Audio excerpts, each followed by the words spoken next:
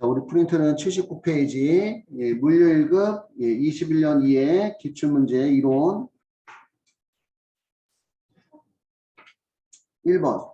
ERP 도입의 예상 효과를 볼 수 없는 것은 무엇인가? 투명한 경영, 고객 서비스 개선, 결산 작업의 증가가 아니라 결산 작업이 감소하겠죠. 그지? 중복 업무가 배제됨으로써 3번 틀렸고, 재고 물류 비용이 감소가 되고,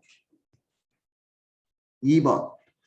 다음 중 확장형 ERP 시스템의 SCM, 공급망 관리 모듈을 실행함으로써 얻는 장점으로 가장 적절하지 않은 것은 무엇인가?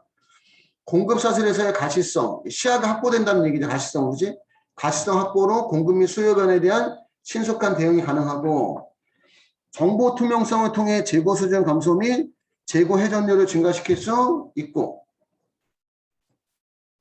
공급 사슬에서의 계획 조달, 제조 및 배송 활동 등 통합 프로세스를 지원하고, 마케팅, 판매 및 고객 서비스를 자동화함으로써 현재 및 미래 고객들과 상호작용할 수 있다. 4번은 예, 고객관계 관리에 대한 내용입니다.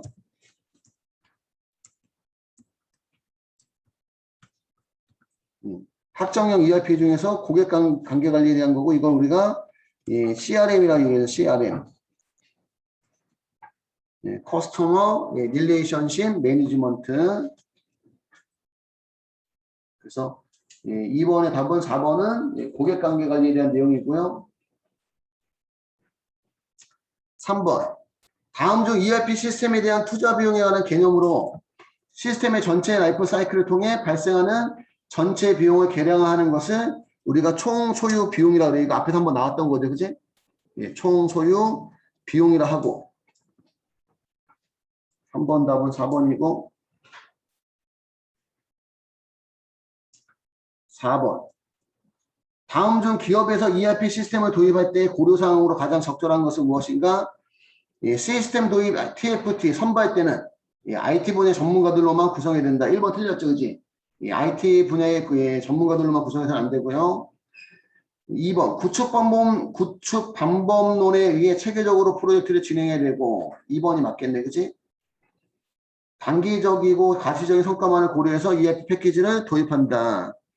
예, 단기적이고 가시적인 성과만을 고려하면 안 되고 3번도 틀린 거고 도입하려는 기업과 유사한 매출 규모를 가진 기업에서 사용하는 패키지를 선정한다.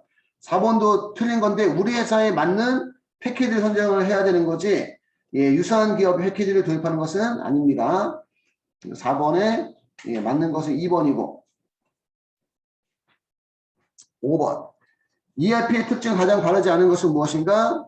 상호 분리된 시스템 구축 1번 틀렸죠. 예, 통합 시스템 구축이에요. 1번 틀렸고 실시간 정보 처리 체계 구축, 다국적 다통화, 다언어 지원, 파라미터 지정에 의한 프로세스의 예, 정의. 5번 답은 1번이 틀렸고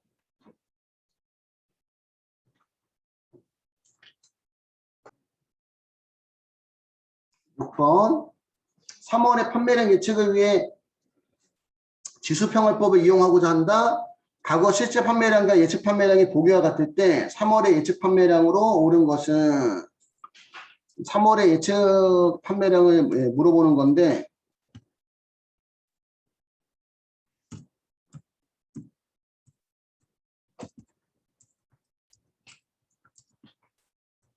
3월의 예측 판매량은 예, 평화의 개수. 평화의 개수가 지금 0.4를 줬어요. 0.4 곱하기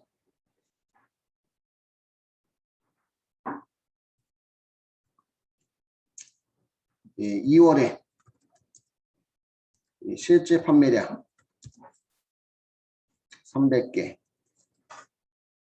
플러스 1 마이너스 예, 평화의 상수, 평화의 개수 또는 평화의 상수 0.4 뺀 거에다가 2월에 예측 판매량을 예, 곱해서 나오는데 2월에 예측 판매량이 나오지 않았다는 거죠.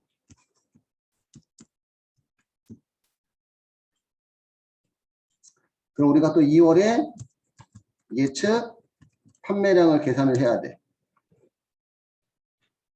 그럼 같은 방식으로 우리 구하면 0.4 곱하기 1월에 실제 판매량은 300개. 1 마이너스 평화계수 곱하기 1월에 예측 판매량은 350개.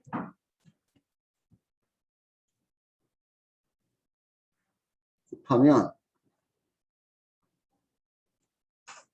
0.4 곱하기 300개.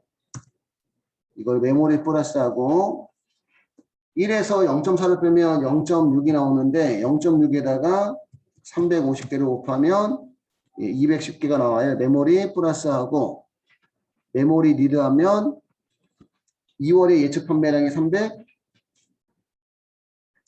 330개가 나옵니다. 그러면 여기다가 330개를 적어주면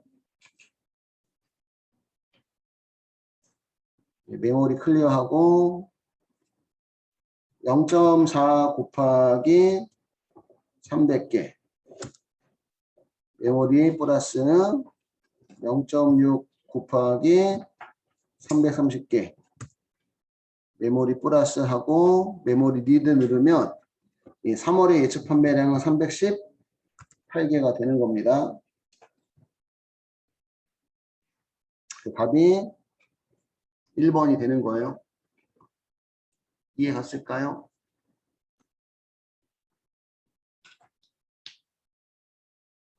(7번) 판매 계획은 기업의 판매 목표 및 판매 활동에 관한 계획이다. 판매 계획의 순서를 옳게 나열한 것은 먼저 우리 수요 예측을 해야 되죠. 그지? 시장 조사를 먼저 해야지 수요 예측이 되겠구나. 그지? 시장 조사를 통해서 수요 예측을 하고 수요 예측한 거 가지고 판매 예측을 하고 판매 예측한 거 가지고 판매 목표를 설정하고 판매 목표를 설정한 거 가지고 판매 활동을 해야 됩니다. 그래서 7번 답은 4번이 되는 거고 7번 답은 4번이고 8번 일반적으로 시장 잠재 구매력 지수를 작성하고 이 지수에 의해서 목표 매출액을 할당하는 방법에 해당하는 것은 지역 시장별 판매 할당이에요. 외우고 있어야 돼요. 시장 지수 또는 판매 잠재 구매력 지수를 활용해서 목표 매출액을 할당하는 방법은 지역 시장별 판매 할당이고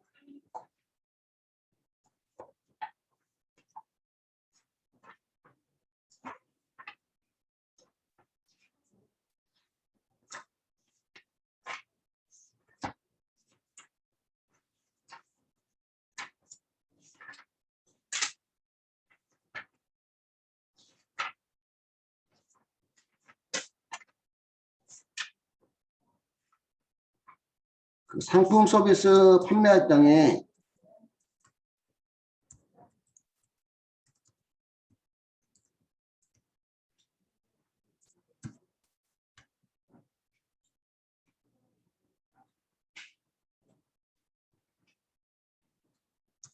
상품 서비스 판매 할당에 4가지가 있다고 합니다. 4가지가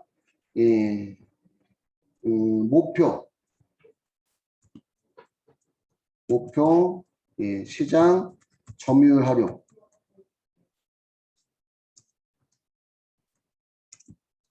고려한 판매 할당이 있고 과거의 판매 실적 경영을 고려한 판매 할당이 있고 이익 공헌도를 고려한 판매 할당이 있고 그 다음에 교차 비율을 고려한 판매 할당이 있어요. 앞에도 한번 나왔던 게 이익 공헌도를 고려한 판매 할당은 어디 무슨 판매 할당인가 이렇게 나왔는데 지금 그 상품 서비스별 판매 할당에는 이 4가지가 있다는 거. 목표 시장 점유율을 고려한 판매 할당, 과거의 판매 실적에 경영을 고려한 판매 할당, 이익 공헌도를 고려한 판매 할당, 교차 비율을 고려한 판매 할당이 있다.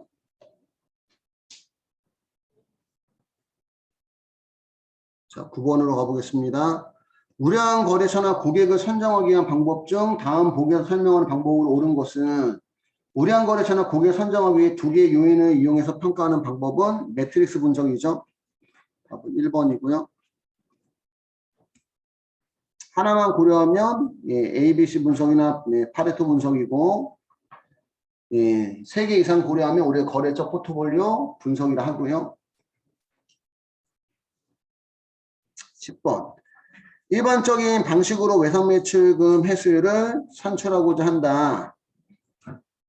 보기의 정보를 이용해서 계산한 3월 말 외상매출 회수율이 20%가 되려면 3월의 매출액은 얼마여야 되는가. 가로넣기 문제네, 가로넣기 문제. 일반적인 경우,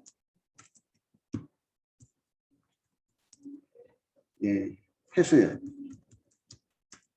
계산하면, 당월 회수액. 그러니까 당월이니까 3월 회수액이 되겠죠. 3월 회수액 16억 원. 나누기 2월 말 외상 매출금 잔액 10억 원. 플러스 3월 단기 매출액. 단기 매출액을 가로로 주고 회수율이 20%가 나왔다는 얘기지. 그러면 단기 매출액이 얼마냐 이렇게 물어보는 겁니다.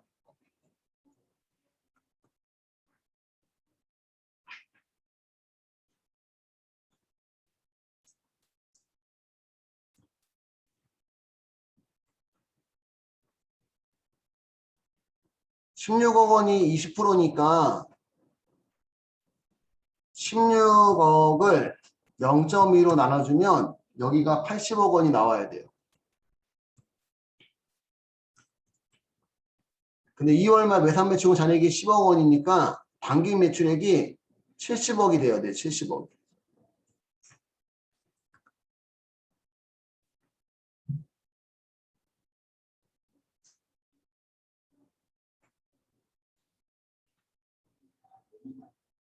답이 1번이 되는 겁니다. 11번. 다음 보기에 제시된 자료는 K사의 월별 제품 판매량이다. 최근 3개월 자료로 가중이동평균법을 적용할 때 8월의 예측 판매량은 얼마인가? 단 가중치는 최근의 실적부터 0.5, 0.3, 0.2로 적용한대요. 3개월 자료만 이용하니까 우리가 8월의 예측 판매량을 구할 때 3개월 자료면 8월부터 그 전 3개월, 7월달, 6월달, 5월달 요 세 개만 자료를 활용해서 가중이동평균법 적용하는 겁니다. 그래서 이제 계산을 한번 해보면 그러면 가장 최근 7월달 거 90만 개에 대해서는 가장 큰 가중치 0.5 플러스 6월달 거 100만 개에 대해서는 그 다음 가중치 0.3 가로는 안 해도 되는구나.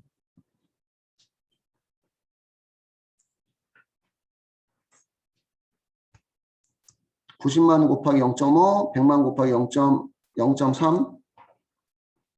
그 다음에 5월달 80만 개에 대해서는 가중치가 0.2를 곱하면 8월에 예측 판매량이 나온다는 얘기입니다.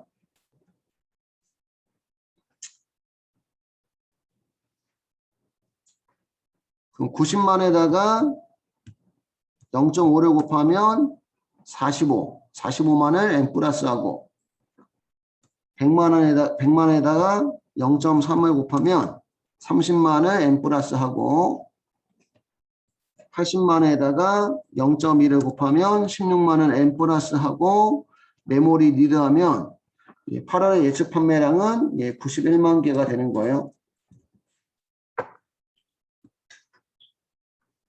91만 개 이렇게 계산하시면 되고,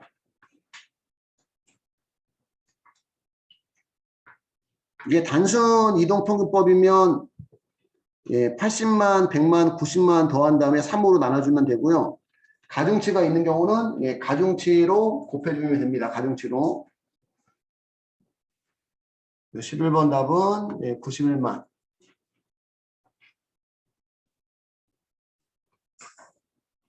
12번.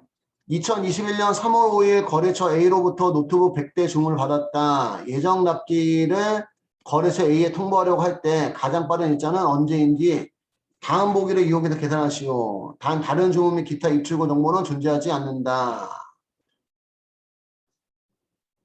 100대 주문 받았는데 3월 5일 날 몇 대 쓸 수 있어요?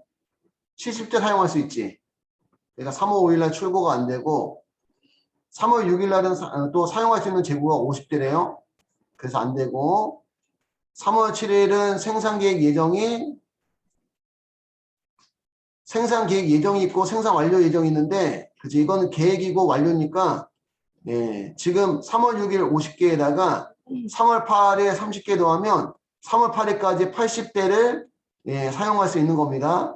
근데 그 3월 8일도 출고가 안 되고 3월 9일 계획이 30, 3월 10일 생산이 40대니까 3월 6일 가용재고 50대에다가 3월 8일 생산 완료 30대에다가 더하면 80대에다가 3월 10일 날 생산 완료 예정량이 40대니까 더하면 3월 10일 기준으로 120대 나갈 수가 있어. 120대가. 그러니까 예상 납기일을 며칠로 해줘야 돼? 3월 10일로 해주셔야 됩니다.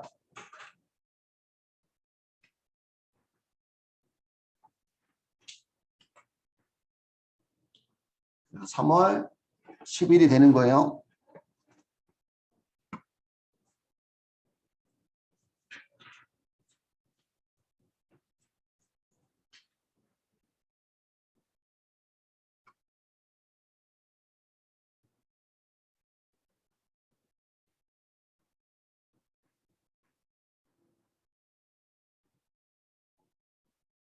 (13번) A사는 B사에 2천만 원 상품을 판매하였다. 다음 보기 자료를 이용해서 전체 매출대금 해수기간을 계산하시오. 단 답은 예, 단위 1을 제외하고 이와 같이 숫자로만 기입하시오.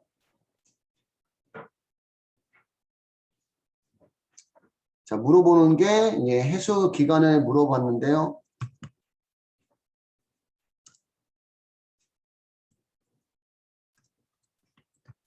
해수 기간은 예, 10일짜리 어음 250만 원.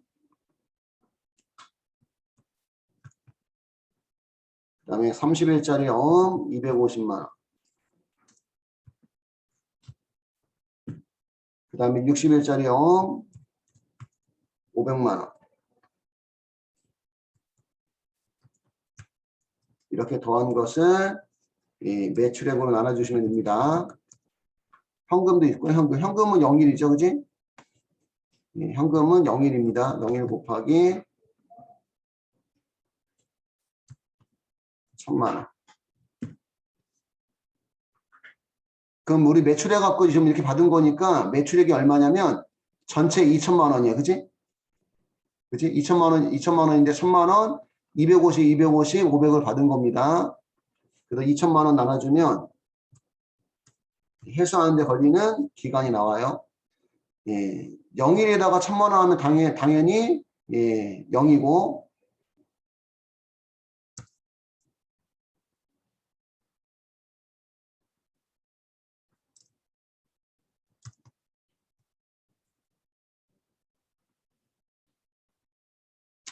10일에 250만 원이면 2,500. 메모리 플러스 30일에 250만 원이면 7,500. 메모리 플러스 60일에 500만 원이면 3억. 메모리 플러스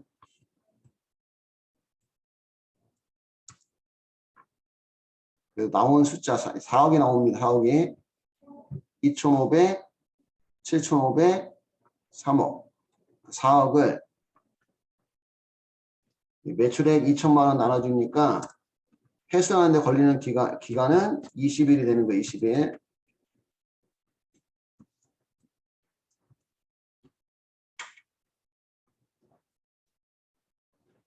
여기까지 정리해 주시고 14번. 다음 중 보기에서 설명하는 공급망 관리 정보 시스템은 무엇인가? 모모는 창고 내에서 이루어진 물품의 입출구 관리, 로케이션 관리, 창고 관리 시스템이죠, 그지?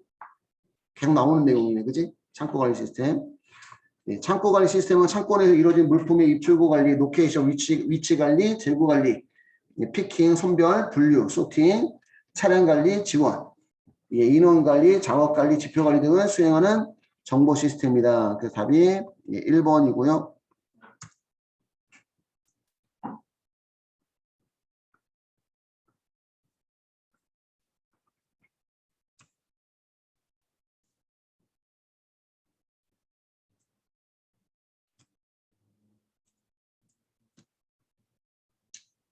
(15번) 공급망 프로세스의 경쟁 능력을 결정한 사요소 중에서 유연성에 대한 설명으로 적절한 것은 무엇인가? 적은 자원으로 제품 서비스를 창출할 수 있는 능력은 비용입니다. 비용.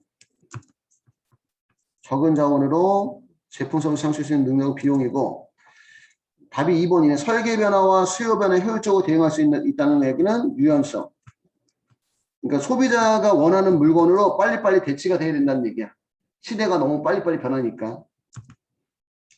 고객 욕구를 만족시키는 척도이며 소비자에 의해 결정되는 것은 이제 품질이고요. 품질. 경쟁사보다 빠른 신제품 개발 능력, 신속한 제품 배달 능력, 정시 배달 능력은 시간입니다. 그래서 우리 공급망 프로세스의 경쟁 능력 4요소는 비품 유시, 비용, 품질, 유연성, 시간이 있고, 유연성에 대한 내용은 2번입니다. 2번. 유연성에 대한 내용은 2번이고.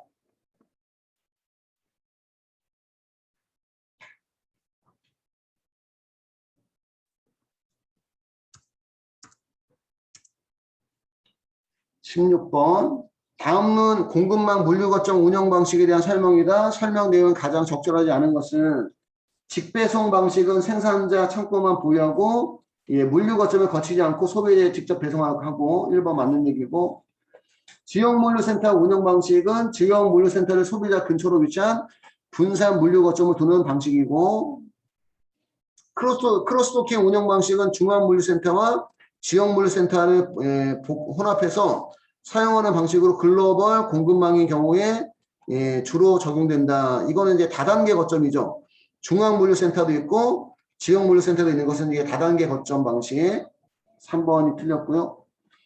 크로스도킹은 신선품에 대해서만 운송하는 방식으로 물류센터는 쌓아두지 않고 그지 한적 물건을 다시 이렇게 실으는 바로 실어서 바로 가는 그런 기능만 하는 게 크로스도킹 방식입니다. 중앙 물류센터와 지역 물류센터 혼합해서 사용하는 것은 다단계 거점 방식이고요.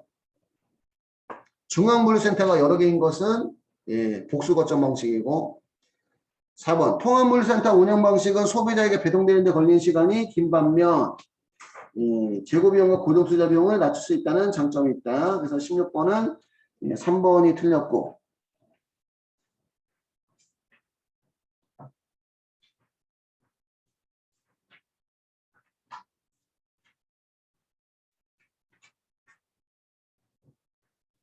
(17번) 다음 중 경제적 운송을 위한 운송수단 운영 시 고려할 사항을 가장 적합하지 않은 것은 운송수단의 운행 적재율을 높여 공차율을 최소화한다. 그지? 공은 여기 빌공짜죠. 빌공짜. 차가 비는 것을 최소화해야 되고, 1회 운송 단위를 가능한 한 대형 차량으로 운송하여 규모의 경제를 이루고, 아무래도 대형 차량 한 대로 가면 그만큼 운송비가 절감이 되는 거야. 그지? 여러 대로 가는 것보다. 정해진 시간 동안 차량의 운행 시간을 최대한 확대해서 회전율을 극대화한다. 정해진 시간 동안 차량의 운행 시간을 최대한 확대해서 최대한 운행 시간을 이제 사용한다는 얘기인가 보네.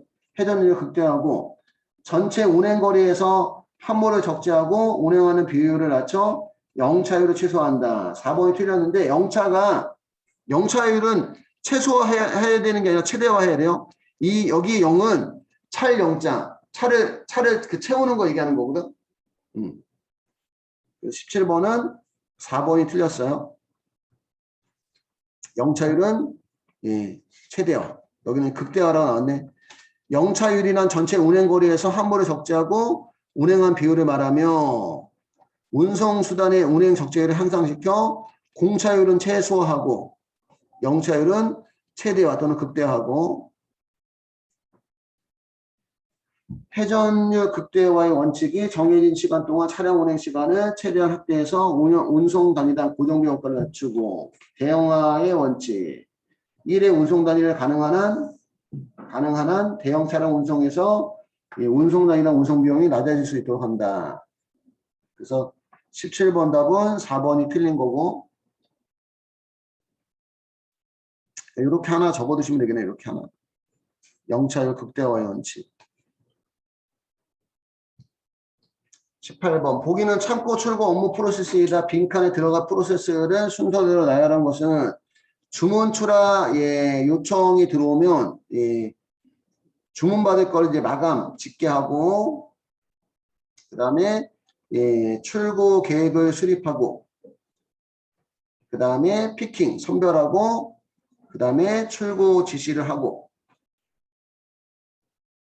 출고 지시가 먼저구나. 출고 계획을 수립하고 출고 지시를 하고 그 다음에 피킹 선별하고 그 다음에 소팅 분류하고 그 다음에 검사하고 출하 포장 적재 출하 이동으로 가는 거래요. 그래서 18번 답은 2번입니다. 주문에 대한 출하 요청이 들어오면 나갈 거에 대해서 주문 마감 집계를 하고 출고 계획을 수립하고 출고 지시가 내려지면 피킹 선별하고 그 다음에 어디로 갈지 분류하고 그 다음에 검사하고 출하 포장 적재 출하 이동한다. 답이 2번이고요. 19번 다음 보기에 주어진 재고 관련 비용 정보를 토대로 재고 유지 비용을 파악하고자 한다. 보기에 재고 관련 비용 중 재고 유지 비용을 찾아서 그 합계액을 계산하면 얼마인가. 창고 임대 및 보관료도 재고 유지 비용. 재고 부족으로 인한 납기 지연 비용은 재고 부족 비용. 발주 물품의 수송, 검사, 입고 비용은 그것도 재고 발주 물품의 수송, 검사, 입고 비용은 이게 주문 비용에 대한 거 아닌가? 이건 주문 비용. 이건 주문 비용. 발주 시 일정을 발생되는 고정 비용도 주문 비용. 생산 공정에 지연을 발생한 비용은 생산 준비 비용. 재고 보관 중에 물품의 변질로 발생한 손실 비용은 재고 유지 비용. 그리고 재고 유지 비용이 지금 창고 임대 및 보관료하고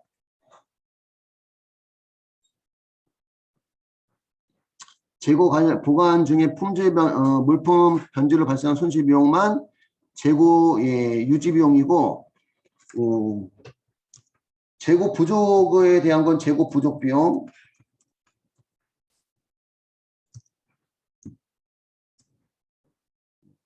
발주 물품의 수송 검사 입고 비용은 주문 비용. 발주 시 일정을 발생하는 고정 비용도 주문 비용. 생산 공조에 지연을 발생하는 것은 생산 준비 비용.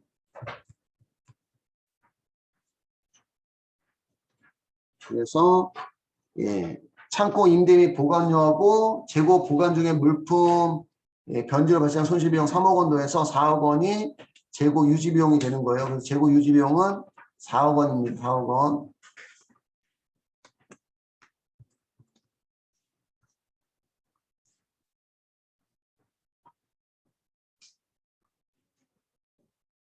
자, 20번. 다음 보기는 제품 A에 대한 매출 관련 자료이다. 제품 A의 재고 회전율을 계산하면 얼마인가? 물어보는 게 이제 재고 회전율을 물어봤네, 그지? 재고 회전율은 원래 그 총 금액이 나왔을 때 총 매출액 나누기 평균 재고액인데 이제 금액이 나오지 않고 수량이 나왔어요. 그러면 연간 총 판매량 200만 개를 연간 평균 재고량 4만 개로 나눠주면 됩니다. 그래서 200만 개를 4만 개로 나눠주니까 1년에 그 4만 개씩 50번 돌아간다 이런 뜻이 되는 거지. 그치? 1년에 4만 개씩 50번 돌아간다 이렇게 되는 거예요. 뭐 아까도 잠깐 얘기한 거지만 만약에 문제에서 그 회전 기간 재고 회전이면 지금 답이 있잖아요. 50회인데 회전 기간을 구하라고 그러면 여러분들 그 1년을 50회 나누고 그지? 1년 50회 나누고 365일로 곱하면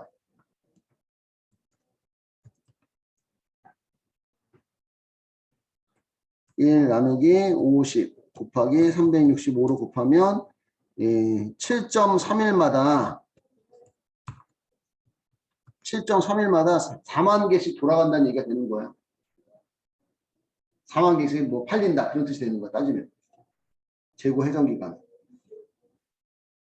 1년에 재고 회전율이 50회라면 1년을 50회로 나누고 365일로 곱하면 7.3일마다 4만 개씩 팔린다는 얘기가 되는 겁니다.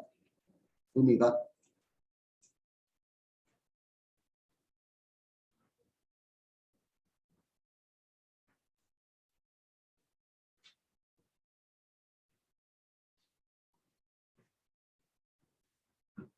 (21번) 구매관리 기능의 변화에 대한 다음 내용 중 현대적 시각에서 바라보는 구매관리 기능으로 옳지 않은 것은 이익관리센터. 획득비용 가격 중심은 여러분들 그 전통적 시각이죠. 그지? 2번이 틀렸어요. 전통적 시각. 2번이. 사전 계획적인 업무, 장기간의 전략적 구매는 1번, 3번, 4번은 현대적 시각이에요.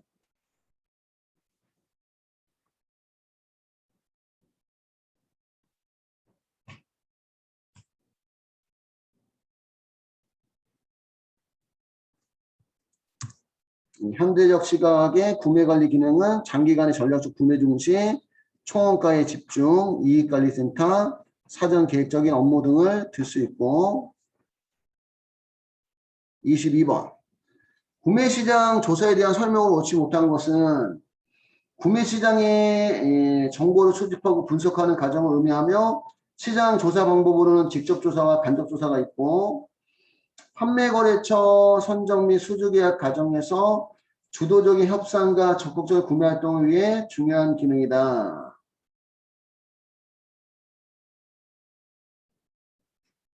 판매거래처 선정 및 수주계약 과정에서 구매는 우리가 주문받는 게 아니잖아. 그치? 그래서 2번이 틀린 겁니다.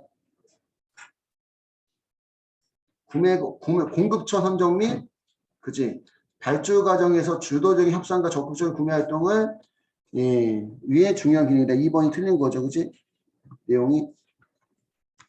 내용을 이렇게 바꿔놔야 되는 거죠. 공급자 선정 및 구매계약 과정에서 구매계약 과정에서 주도적인 협상과 적극적인 구매 활동을 위한 중요한 기능이 구매시장 조사. 직접 조사 또는 간접 조사의 선택은 비용, 시간, 정확성 등을 고려해서 결정하고 정부 기관을 통해 발견되는 간행물 등을 통해 구매시장 파악하는 방법은 간접 조사에 들어갑니다. 그래서 22번 답은 2번 틀렸고 23번 다음 중 수익계획에 의한 방법으로 구매계약을 체결하는 과정에서 결정되는 가격이 가장 적합한 것은 교섭가격이래요. 교섭가격. 당사자 간의 교섭에 의해서 가격이 결정이 됩니까? 수의계약은 당사자 간의 교섭에 의해서 가격이 결정됩니다. 그래서 23번 답은 2번 교섭가격이고 24번 다음 중 구매 방법에 대한 설명으로 가장 옳지 않은 것은 수시구매는 다품종의 품목을 한꺼번에 구매함으로써 구매 시간과 비용이 절감된다. 1번은 일괄 구매에 대한 내용입니다. 일괄 구매.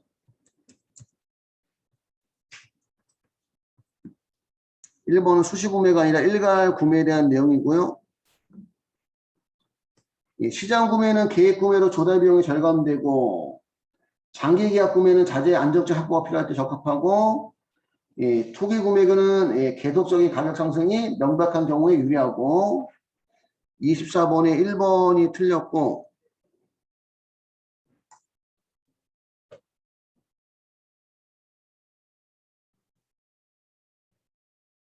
수시 구매는 계속적인 가격 상승이 명백한 경우에 유리하지만 가격 동안에 예측 부족한 손실이 크다. 이건 투기 구매에 대한 내용이잖아. 이건 이상하게 써놨지. 이거 그 생산성 본부가 그 회사 다루는 걸 갖다가 써놓은 건데 일부 틀린 내용들도 있네. 투기 구매는 계속적인 가격 상승이 명백한 경우에 유리하지만 가격 동향의 예측이 부정확하면 손실이 발생하고 수시 구매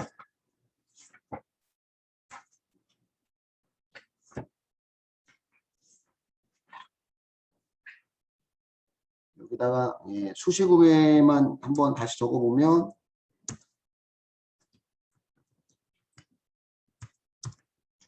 수시 구매는 구매 청구가 있을 때마다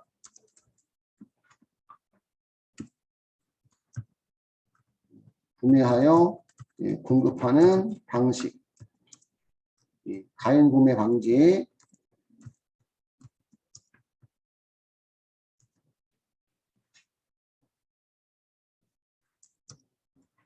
설계 변경 등 대응 용의.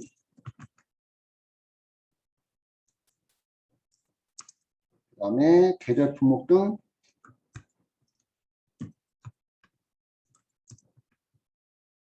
일시적 수요품의 적합. 이게 수시구매 특징입니다. 구매 청구가 있을 때마다 구매해서 공급하는 방식, 가행 구매 방지, 설계 변경 등 대응 용의, 계절 품목 등 일시적 수요 품목 등에 적합하다.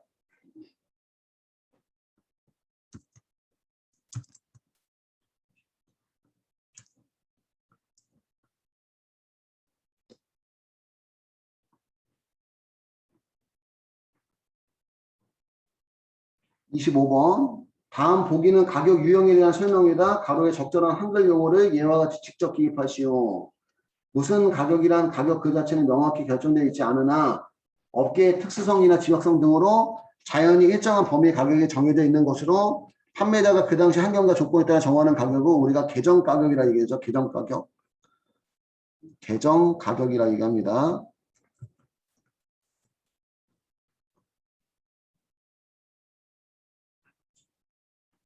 25번은 계정 가격이고 26번 보기에 주어진 원가 구성 정보를 바탕으로 가로 안을 각각 채우시오. 단 정답은 예와 같이 A, B, C의 순서로 단위는 생략하고 숫자로 기재하세요.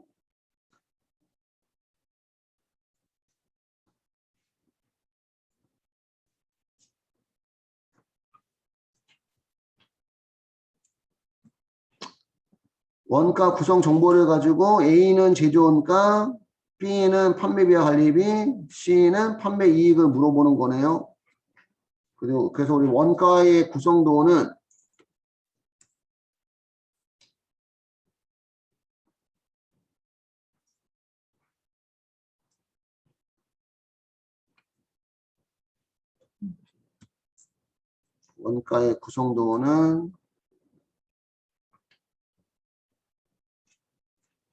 직접 원가 40원, 제조 간접비 10원 이렇게 더한 걸 우리가 무슨 원가? 제조 원가라고 하죠. 지금 제조 원가가 A예요. A. 제조 원가 A가 50원이고 제조 원가에다가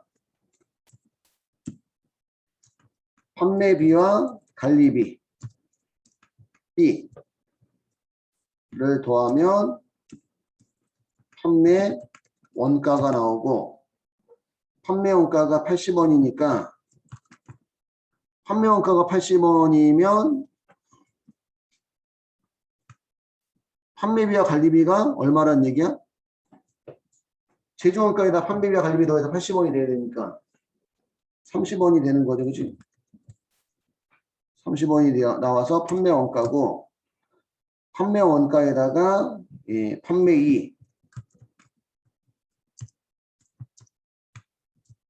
C를 더하면 판매 가격이 100원이니까 판매 가격 100원에서 판매원가 80원을 빼주면 판매이익은 20원이 되는 거죠. 그래서 답이 50원, 30원, 20원이 된다는 얘기예요. 예를 들면 정답을 50, 30, 20 이렇게 인정하겠다는 얘기거든. 그래서 여기다가 원자 넣는다고 해서 틀렸다고 하지는 않아. 원자 넣는다고 해서 틀렸다고 하지는 않습니다.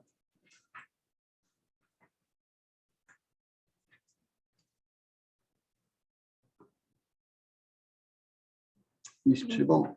보기는 신용장에 의한 거래 절차 중 일부를 나타내는 것이다. 보기의 거래 절차가 순서대로 나열된 것은 첫 번째는 신용장을 개설해야 되겠죠. 그지? 신용장을 개설하고 두 번째는 신용장을 통지하고 신용장을 통지하면 수출자가 이제 선적하고 선화증권 받아서 선화증권 인도하면서 내고하고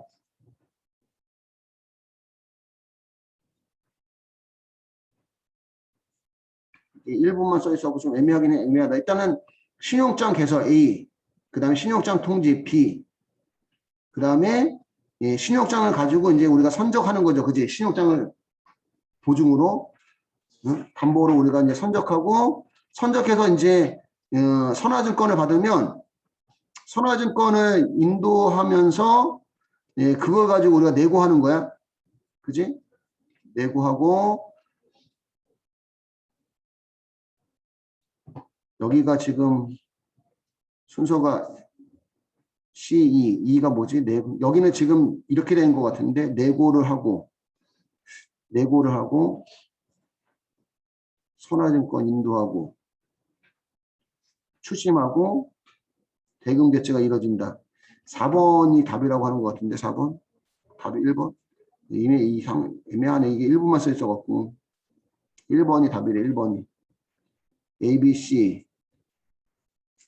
선화증권 인도가 지금 이게 화물이 도착해서 넘겨주는 건지, 그지? 그게 좀, 선화증권 인도, 이게 원래 인도와 동시에 내고하는 건데, 그지? 그러니까 따지면 이거 인도하고 레고를 같이 묶었으면 좀 더 난데, 이야기가. 그 다음 대금 결제 출신? 레고를 했기 때문에 먼저 대금 결제해주고, 대금 결제 받은 은행이 이제 추심을 하는 건가 보다, 추심. 그 순서가. 여기 선화증권 인도는 선사가 수출자에 대해 인도하는 거 얘기하는 거네. 레고는 수출자가 매입은행 선적서를 제출하고 대금 지급을 요청하고, 매입은행이 먼저 결제를 해주고, 매입은행이 그걸 가지고 추심 요청한다. 이렇게 되는 거네요. 그래서 답이 1번이 되는 거고, 28번. 다음 보기는 추심 결제 방식 중 지급인도 조건의 거래 절차를 나열한 것이다. 올바른 순서대로 나열한 것은 기역, 니은, 디귿, 니을의 이제 순서를 정하는 건가 봐요. 추심은행은 추심 의뢰은행에게 수입자의 대금 결제를 대금 결제 사실 통지하고, 추심 의뢰은행이 수출사항의 대금을 지급하고, 이거 순서는 기역, 니은은 맞는 거예요. 일단은 기역, 니은 중에서는 디귿이 제일 먼저 와야 되겠네. 수출사항이 제품을 선적 후 추심 의뢰은행이 앞으로 추심 의뢰를 하고, 추심은행이 수입상의 서류 인도 후 대금 결제 요청하고, 그럼 디귿, 니을, 기역, 니은이 되겠네. 3번이 답이네. 디귿, 니을, 기역, 니은. 수출상이 제품 선적 후 추심 의뢰은행 앞으로 추심 의뢰를 하고 선적 서류를 가지고, 그러면 추심 의뢰은행이 또 추심은행한테 선적 서류를 인도하면서 추심 의뢰를 하고, 추심은행이 수입사에게 서류 인도하고 나서 대금 결제 요청하면 그러면 이제 수입자가 예, 추심은행한테 대금 결제를 하고 그러면 추심은행은 추심의뢰은행에게 이 수입자의 대금 결제 사실 통지하고 이 추심의뢰은행이 수출사에게 대금을 지급하는 방식으로 그래서 디귿리을, 기역리을 전체가 다 나온 게 아니라 일부만 나왔기 때문에 좀 헷갈릴 수가 있습니다. 3번이 답이고요. 29번. 다음 보기에 설명에 해당하는 외국한 은행, 대국의 매매일로 맞는 것을 고르시오. 외국한 은행이 고객과 외화 현찰 거래할 때 적용하는 환율은 현찰 매매율이에요. 현찰 매매율. 외국한 은행이 고객과 외화 현찰 거래할 때 적용하는 환율은 현찰 매매율이고 30번. 다음 보기에 가로에 공통적으로 들어갈 적절한 용어는 무엇인가? 간세 환급액을 산출에 필요한 원자재 소요량 계산의 방법에는 수출품에 대해 원자재 소요량 계산을 작성하는 개별 산출 방식, 수출품별로 사전에 정해놓은 정액 환급율표에 의한 산출 방식이 있고 중소기업은 간이정액 환급율표입니다. 그래서 정액자가 들어가야 돼. 그래서 답이 1번입니다. 1번. 일반적으로는 그냥 정액 환급율표고 중소기업은 간이정액 환급율표라는 거 그거 알고 있어야 되고요. 일반적으로는 정액 환급율표, 중소기업은 간이정액 환급율표. 30번 답은 1번. 31번.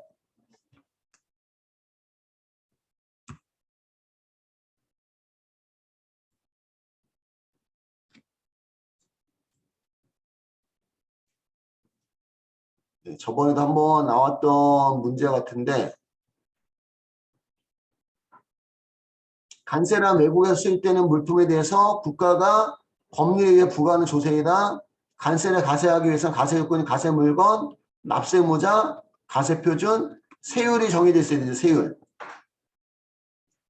가세물건, 납세모자, 가세표준, 세율. 네 가지를 우리가 예, 가세요건이라고 얘기하는 거 가세요건. 답이 세율이 되는 거고요.